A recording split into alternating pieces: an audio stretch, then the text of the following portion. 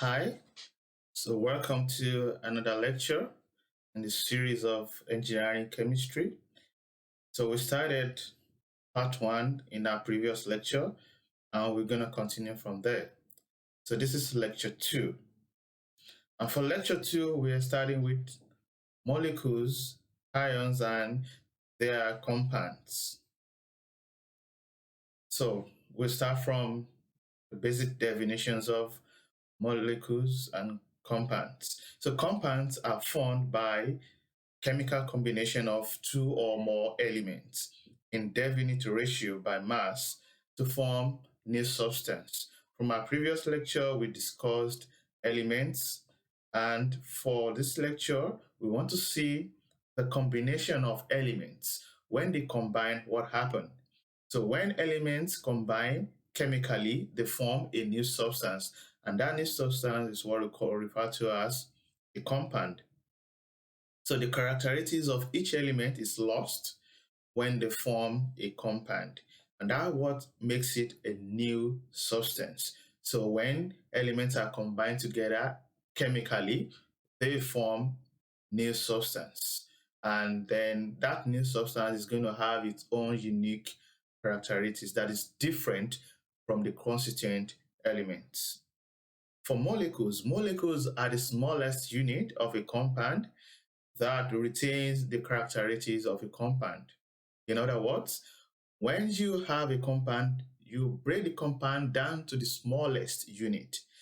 That smallest unit is what we call a molecule.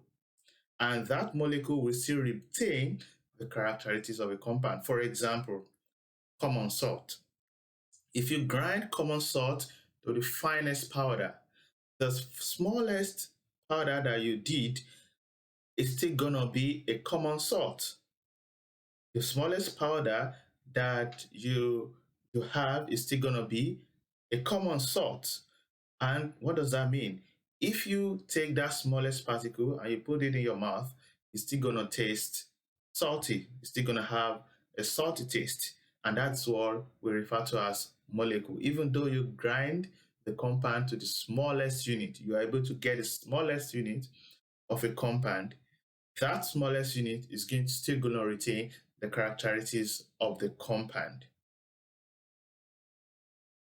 So atoms of the elements that constitute a compound are always present in simple whole number ratios. They are never present in as a fractional parts. For example, if element A and element B combine together, the first example is telling us that they combined in a simple ratio of ratio 1 to 1. The second example means that they combine in a simple ratio of ratio 2 to 1.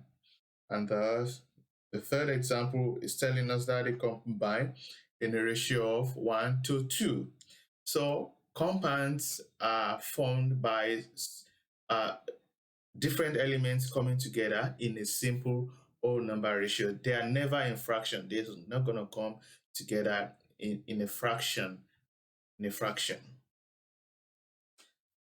So formulas, how do we represent the compounds? So we have different way of representing the formulas of a compound. First is the molecular formula.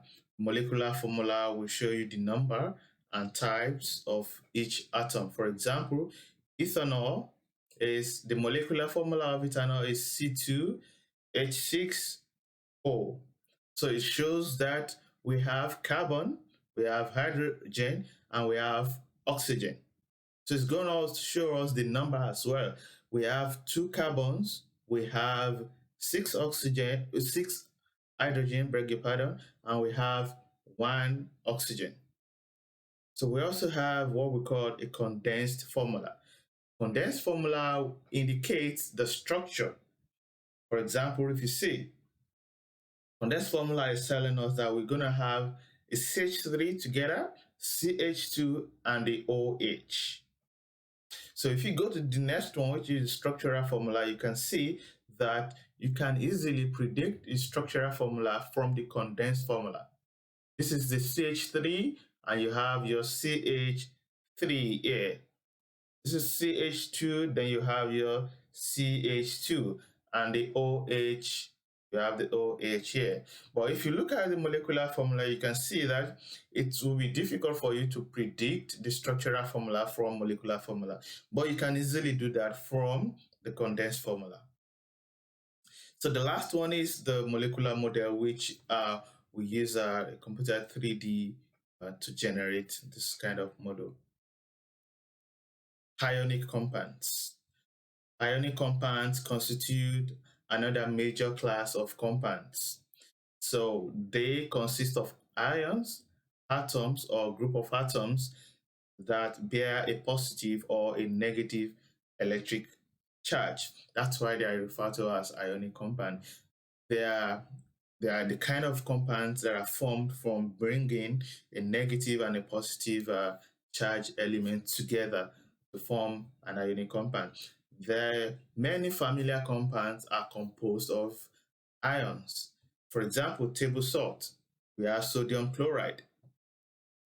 Sodium is the positive charge and chlorine is the negative charge element. So when the two of them combine together, they form what we call an ionic compound.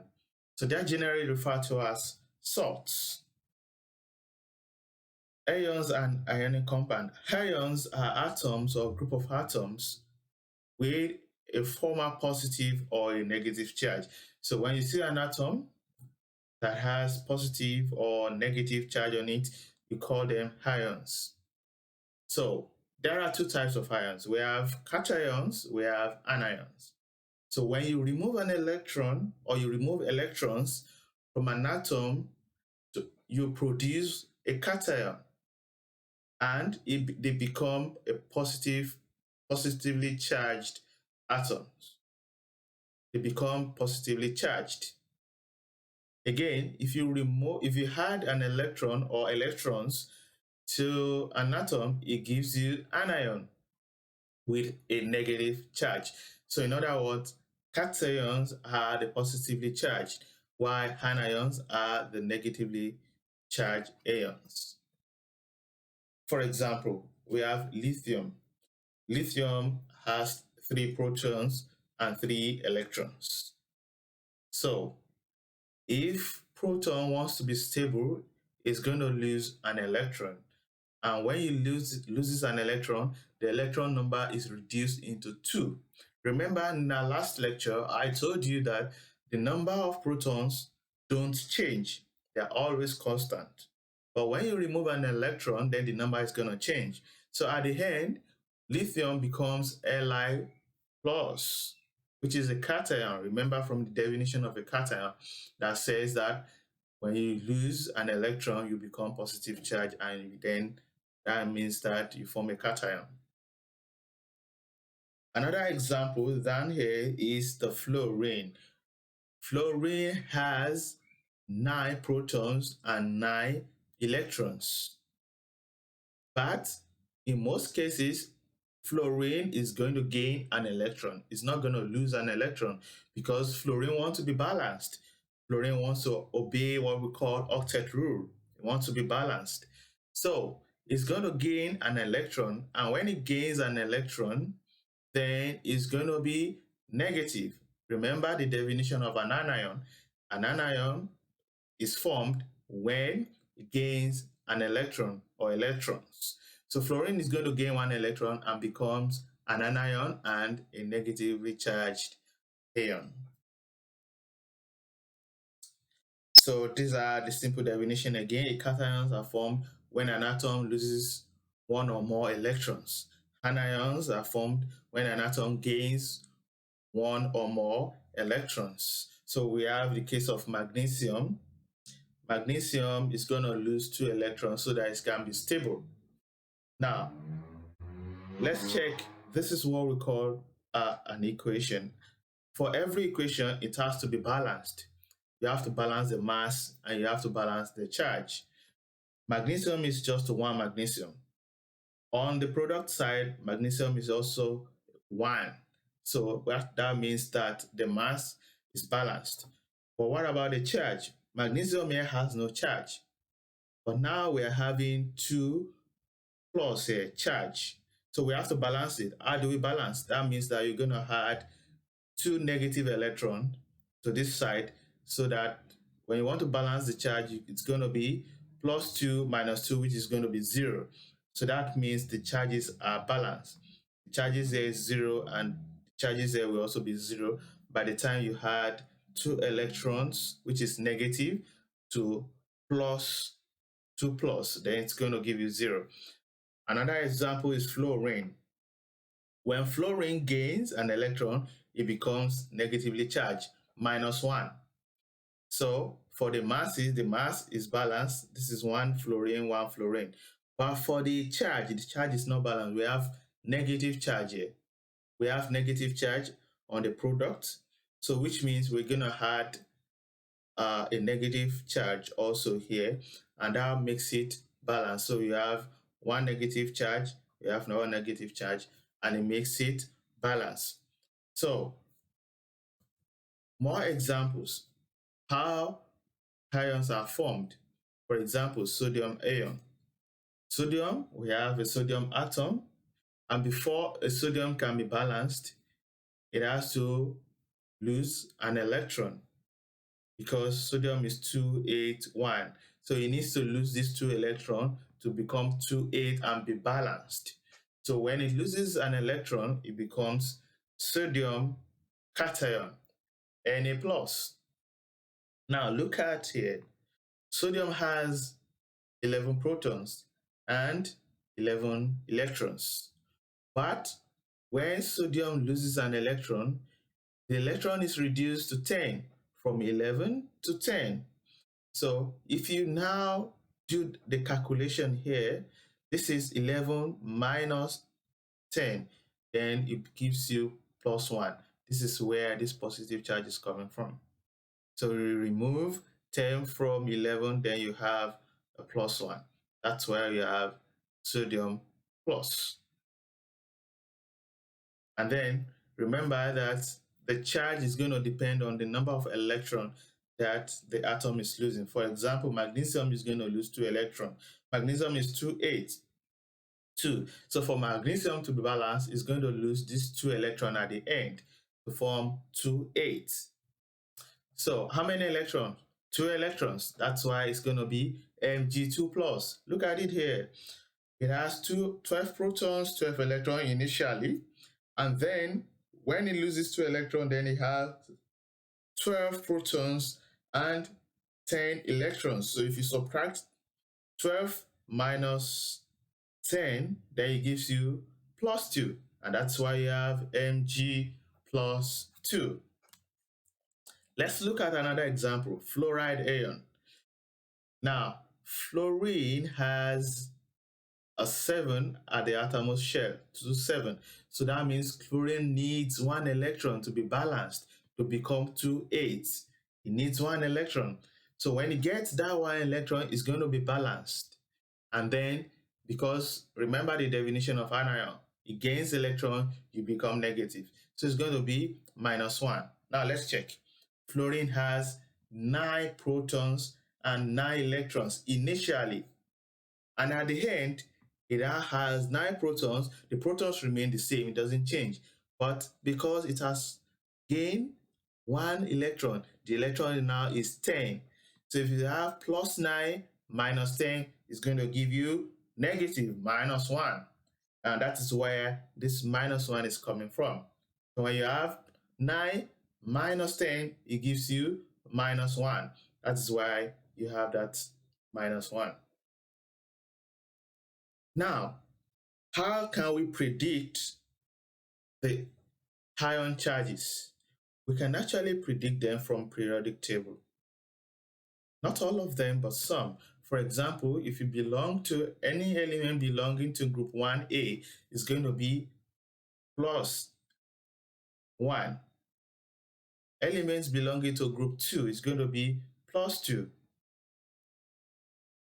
For 3, it's going to be +3. You see, but for 4, because they are metalloids, they are difficult to actually predict because of their states. So sometimes it's difficult to predict, But from group 5A, you can see they are -3. Group 6, they are -2. Group 7 are -1. Group 8, why do we have it as a blank? Because they are balanced. You don't need any charge. They have 8 at the outermost shell, so they are generally balanced. So metal loses electron to form cations, that was a summary, and non-metal we gain electron to form anion. Then if you see the transition metals in between, you can see from the what we've discussed in our previous lecture, transition elements exhibit more than one charges. That's why we see chromium having 2 plus. You can see again the same chromium is also having 3 plus. Look at copper. Copper is having +1, also +2. Look at cobalt. Cobalt is having +2, +3. Iron is having +2, is having +3. So we have, because these elements are so unique, that's why we treat transition metals separately. So transition metal cations, how do we determine them? This element may have more than one charge states. Oxidation number found from the formula. How do you find the charge? You're going to find it from the formula. For example, look at this. This is FeCl2. So we want to know what is the charge of Fe. Fe is ion. We want to know the charge of ion. But from our previous knowledge, we know that chlorine has -1 charge. So if it has -1 charge, that means we are having 2 chlorine, so which means we're going to have -2. So for you to balance -2, you need another +2 to balance to make it 0. Let's do it again. Chlorine is -1. We know that chlorine has -1. But in the formula, we're having 2 chlorines. That's why we have 2 multiplied by -1, which is going to give you 2. But remember, the net charge of a compound must be 0. So the net charge of this compound must equal to 0. So if we're having -2 on this side, how can we get 0? That means we're going to need another +2. So that it's going to be +2 -2, and then it will give you 0. Let's do another example to make it clearer. This is iron 3 chloride, FeCl3. We already know that chlorine has -1, and there are 3 chlorines. So that means we're going to multiply 3 multiplied by -1, which is going to give you -3. And remember that the net charge of the compound itself must be equal to 0. How can we get 0? That means we need to add +3 for us to get 0. So that is how you can know whether it is ion 2 or ion 3. So for example, the first example is ion 2, and the second example shows us that it is ion 3. Now, how do we name metals? For main group elements, it's easy to name their ions. So once you see Na+, just know that it is sodium ion. When you see Ba2+, it's barium ion. When you see Na3+, is aluminum ion. It's like easy like that. All you need to add is the word ion at the end. How do we name transition elements? Now, this is copper 1 because it's just one charge. But you have to be specific about the oxidation. That's why we're having copper 1. For Cu2+, you see, we are specific, copper 2+ ion. Because if you are not specific, if you just say, if you name them like we name the main group elements, like, oh, it's copper ion, then people are going to ask, is it copper 1 or copper 2? How are you going to know? Because copper is a transition element and it has more than one oxidation number. So when you say copper 1, then people will know that, oh, you are talking about copper 1. So when you say copper 2 ion, then people will know that you are talking about copper 2 ion. So that is how to name transition elements. So if you have ion 2 also, you have to say ion ion 2 Aeon. If you have ion 3, you have to say ion 3 Aeon, so that people will know that you are talking about a specific oxidation number of the element. So what about the non-metals? How do we name them? These things are just something that you need to read over and over again so that you master them. So for anything carbon, it's carbide. If it is group 5, this is nitrogen, it says nitride. If it is O2 minus, it's oxide, sulfide.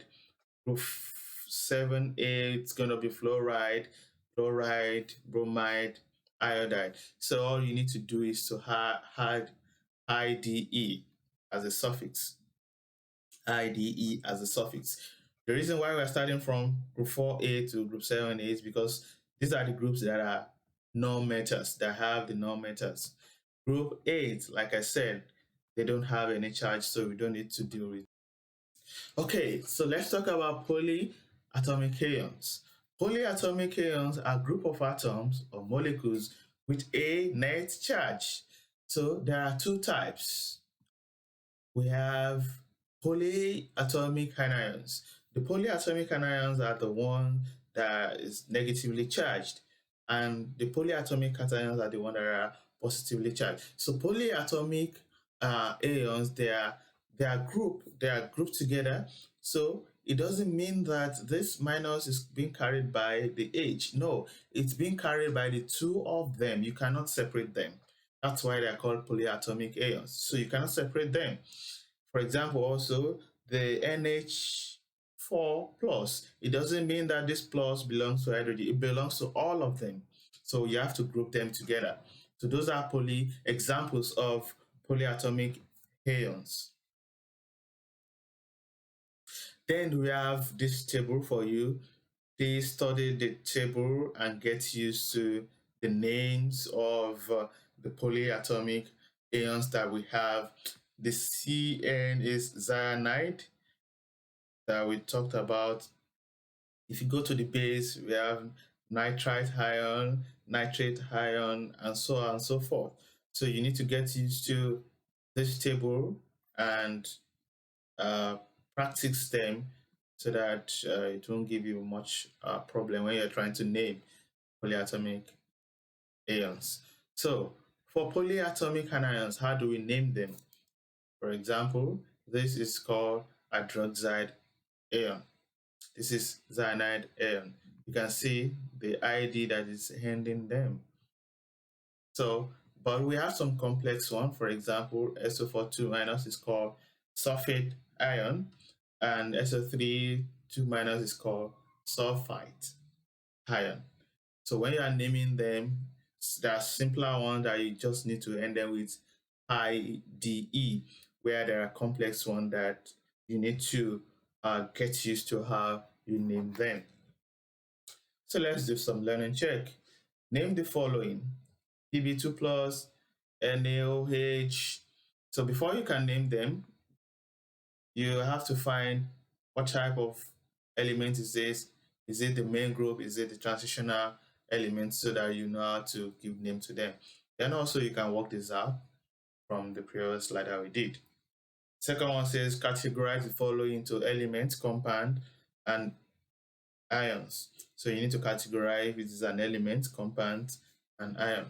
I think if you have been following, then you should be able to solve this learning check. So this one says describe how this element will become an ion. How will sodium become an ion? You can do it the same way that we did it in the previous slides, or you can write it in a paragraph, but just make sure that it's explanatory enough.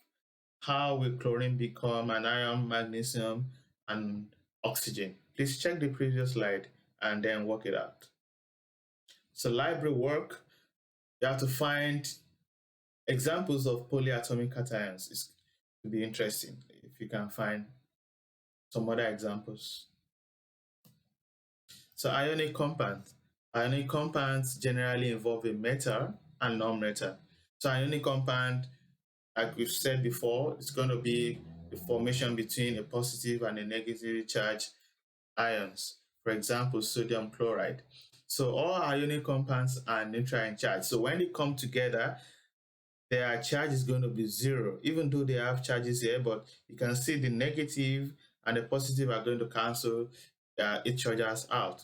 And then the next charge for the compound becomes zero. The individual charges of cations and anion must sum up to zero. So how do we name ionic compound? So when you have K coming together with OH, uh, potassium coming together with OH, then you have KOH. So how do you name them? It's potassium hydroxide. Remember that this is an hydroxide. If you go and check the name of OH minus on your table for polyatomic ion, this is hydroxide. So it's just going to be potassium hydroxide. The same thing is going to be here. It's going to be calcium hydroxide. Remember, what is SO42 minus? It's sulfate. So it's going to be sodium sulfate. There's going to be aluminum sulfate. Remember, we are not mentioning the charges here because they are not important, because they only have one charge state. They are not important. But when you are dealing with transition metals, the one that has a variable charge, then you're going to have Pb, that's going to be lead to sulfate. So you have to be specific about the charge, because all these elements belongs to the transition metals. So this is going to be lead 4 sulfate, and this is going to be iron 3 nitrate. You see, this is called nitrate. If you go and check the name, it's called nitrate. This is going to be iron 2 nitrite. This is nitrite. So you have to be careful about this. This is NO3 minus is nitrate, NO2 minus is nitrite. We have another type of compounds called molecular compounds. So molecular compounds are compounds without ion. They were not formed by the coming together of two charged elements. They were non-metals. They were formed by the combination of non-metals. For example, we have carbon and oxygen forming carbon dioxide. We have methane, this is CH4. We have boron trichloride, which is BCl3. So how do we name them? This is how we name them. You make sure that you have this prefix. If it is 1, then you can say mono. 2 is di, 3 is tri, 4 tetra, 5 penta, and so on and so forth. Example, see, this is carbon dioxide, because you want to be specific about the number of oxygen that combined. So it makes it 2 carbon dioxide. Here we are having 3 oxygen, and that makes it sulfur trioxide. Here we are only having 1 oxygen, and that makes it carbon monoxide. Now, please take note, we did not say carbon monoxide. Instead, we just say carbon monoxide. Or we don't say monocarbon monoxide, because we are only interested in the number, because in the number of the oxygen. And remember, carbon is just 1, so we don't need to put mono in front of that. But when you now have them like N2O4, then we can now say, oh, dinitro, how many oxygen? 4, tetraoxide. Dinitro tetraoxide, because now we now have 2 nitrogen. So now we have to be specific about the number of the nitrogen.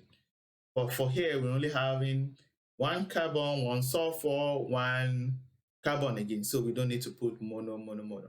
But when you begin to have 2, then we can now be specific at dinitro tetraoxide. So another thing we can get from molecular formula is what we call molecular mass.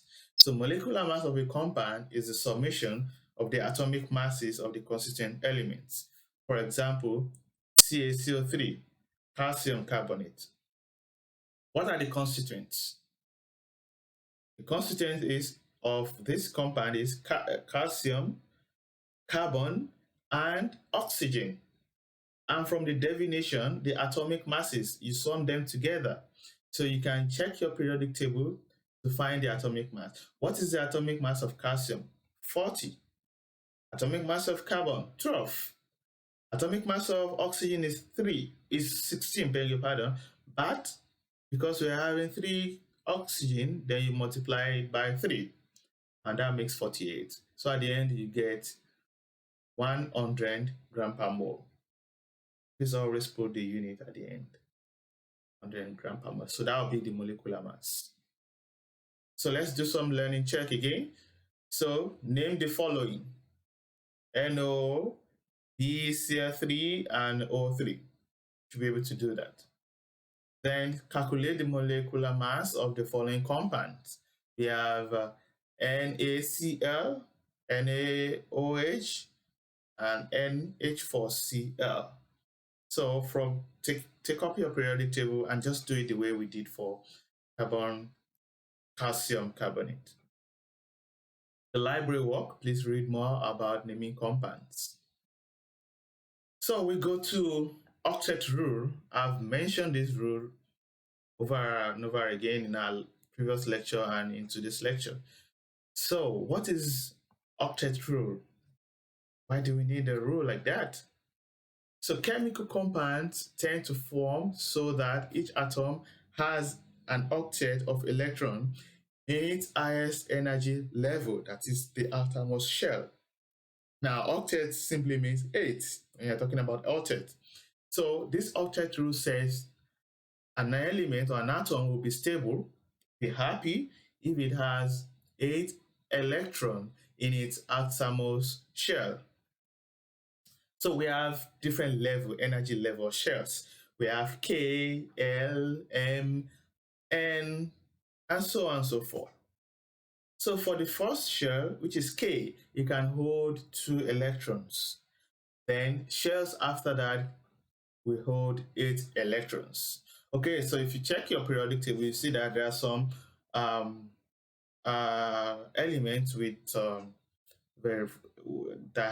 that you cannot actually use this rule for, because they have high number of protons or high number of atomic numbers. So there are exceptions to that, and that's what we call expanded octets. So you can use the expanded octet rule for those ones that have large atomic number. So you can see from the example, the first one is hydrogen. Hydrogen has 1 atomic number. So it's going to have just 1 electron in its first shell, which is K shell. Carbon has 6 atomic number. So you can see that the first shell, K, is going to take 2 electrons, and the next shell is going to take the remaining, which is 4. 1, 2, 3, 4. And the rest will be empty, empty, empty, empty. So if you check nitrogen, nitrogen has 7 atomic number. So the first shell, which is K shell, will take 2 electrons, 1, 2. Then the remaining 5 will go into the next shell, which is 1, 2, 3, 4, 5. Then that means you're going to have 3 empty spaces. Then we go to oxygen. Oxygen has atomic number of 8. The first shell will take 1, 2. Then the next shell will take the remaining, which is 1, 2, 3, 4, 5, 6. So that is what octet rule is all about. It's going to help us to share the electrons into the shell. So octet rule, atoms tend to gain or lose or share electrons so as to have 8 electrons at the atom shell or be stable. So what will happen to carbon? Carbon would like to gain 4 electrons. Carbon wants to be stable. So there are 4 spaces there that carbon would like to fill. So we like to gain electrons. Hydrogen has 3 spaces.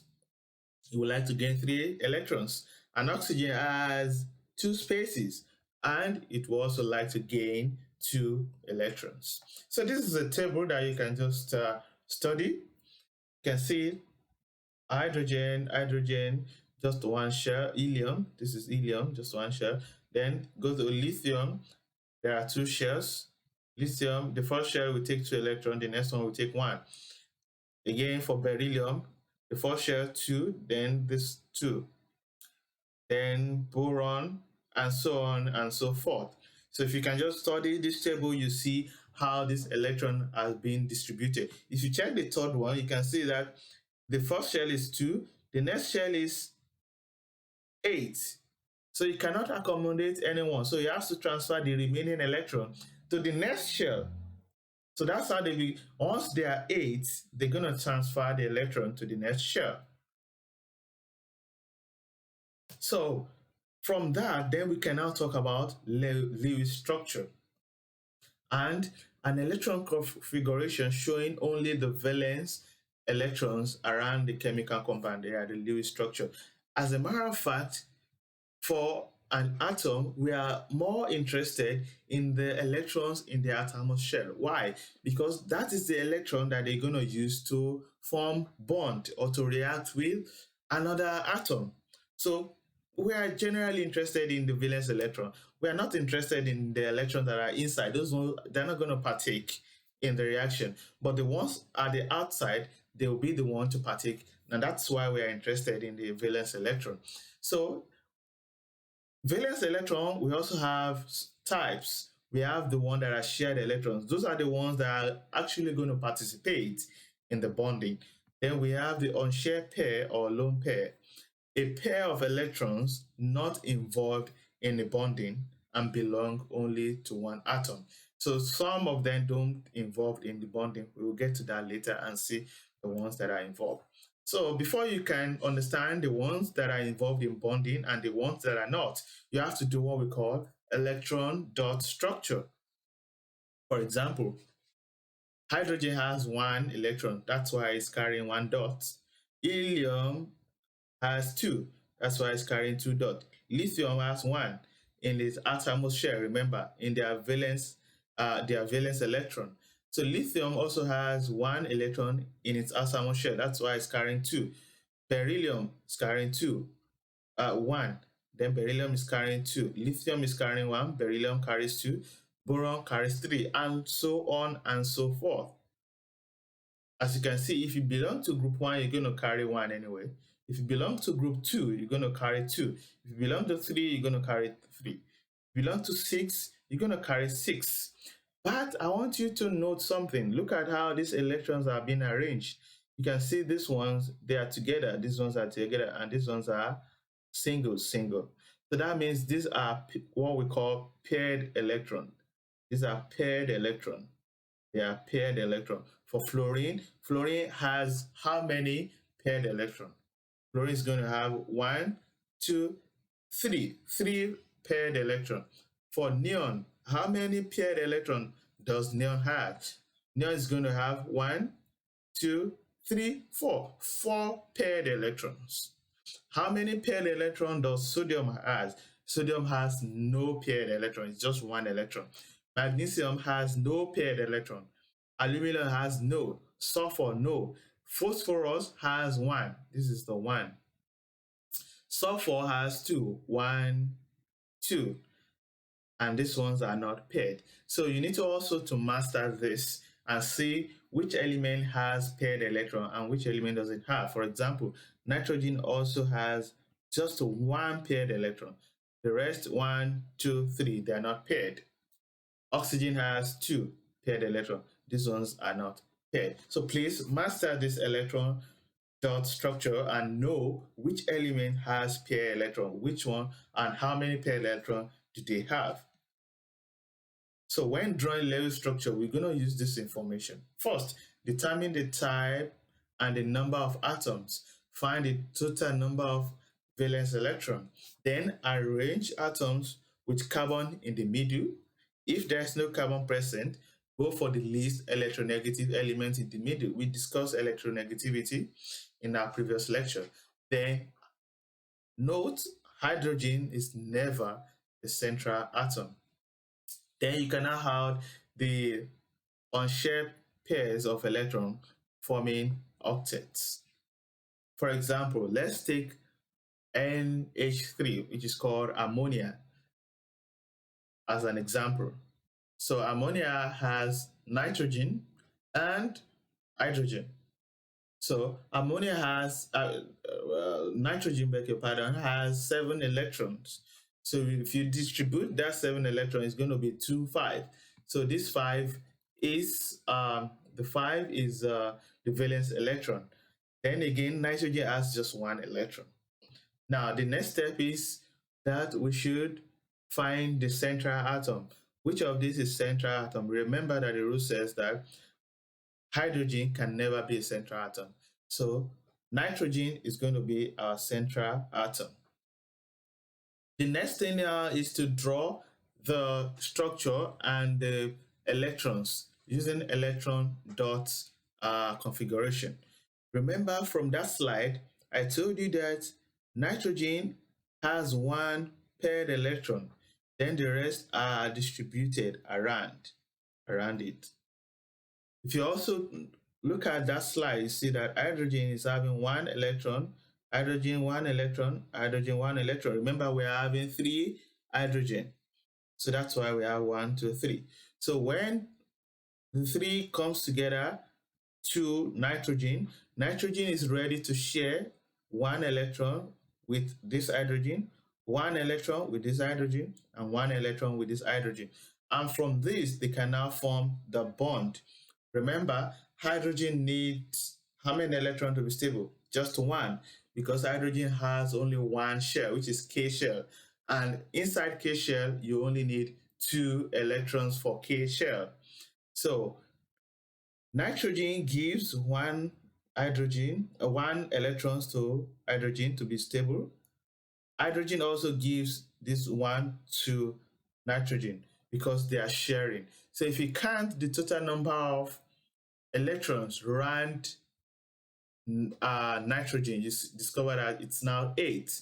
So we have 1, 2, 3, 4, 5, 6, 7, 8. So that means hydrogen is now happy.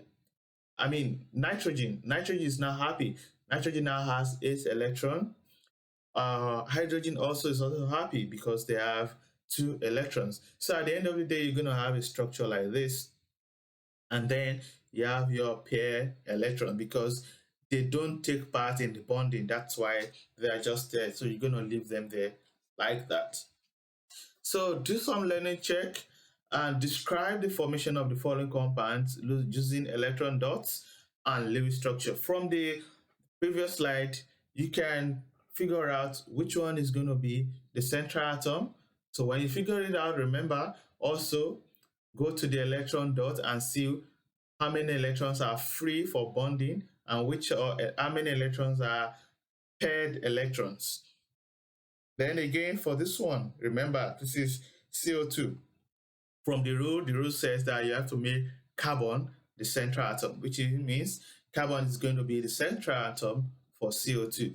Then the next thing is to look at the electron dots and see if there are pair electrons or if there are you have the free electrons that are not paired. Then from there, you can now draw the structure. Another learning check, look at this. This symbol, X has just 1 dot, will be the electron dot formula for which of this? Which of this? Sodium, potassium, or aluminum? For this also, look at this. So this is going to be representing which of these elements? Is it going to be boron or nitrogen or phosphorus? Again, this is another learning check. The number of electrons for aluminum, that should be able to get that. The condition for aluminum to obey an octet rule, is it going to gain or lose? How many electrons is it going to gain or how many electrons is it going to lose? The ionic charge of aluminum, what do you think the ionic charge will be? So for library, please read more about distribution of electrons into shell levels. And that will be the end of the lecture 2, and see you for lecture 3.